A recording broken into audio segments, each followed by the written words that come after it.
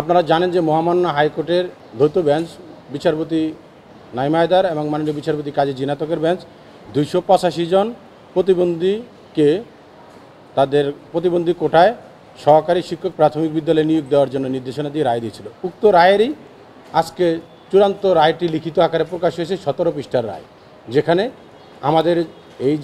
আমাদের যে দাবি ছিল সেটার পক্ষে পুঙ্খানুপুঙ্খানুভাবে আলোচনা করে, যেহেতু ইতিপূর্বেই আমাদের পক্ষে রায় হয়েছে সেটা প্রকাশ পেয়েছে।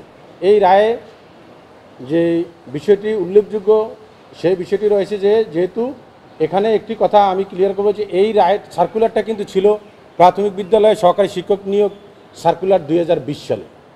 আজকের যে 24 সালের যে কোটা বাতিল এবং কোটার যে রায়, এটার সাথে তার কোনো সম্পর্ক নেই। এটা ছিল 2020 সালে। আমরা যে কোটা ছিল সেখানে আমরা প্রতিবন্ধী কোটা যে 10% চলমান ছিল, আমরা সেই 10% কোটার আলোকে সহকারী শিক্ষক পদে নিয়োগের জন্য আবেদন করি।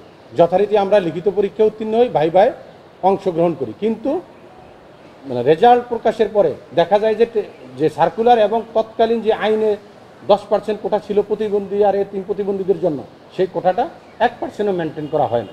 তখনই আমরা এই রিট পিটিশনটি দায়ের করেছিলাম।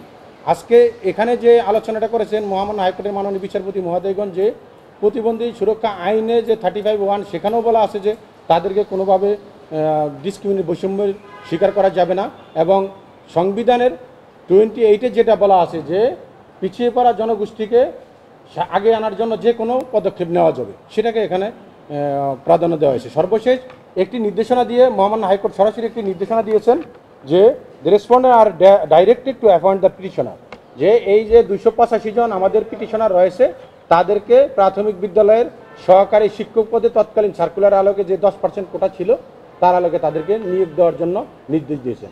আর এই রায়টি রায় পাওয়ার থেকে, যেহেতু কালকে এটা পাবলিশ হয়েছে, ওয়েবসাইটে দেওয়া হয়েছে, 90 দিনের ভিতরে বাস্তবায়ন করার জন্য সংশ্লিষ্ট কর্তৃপক্ষের প্রতি নির্দেশনা দিয়েছে।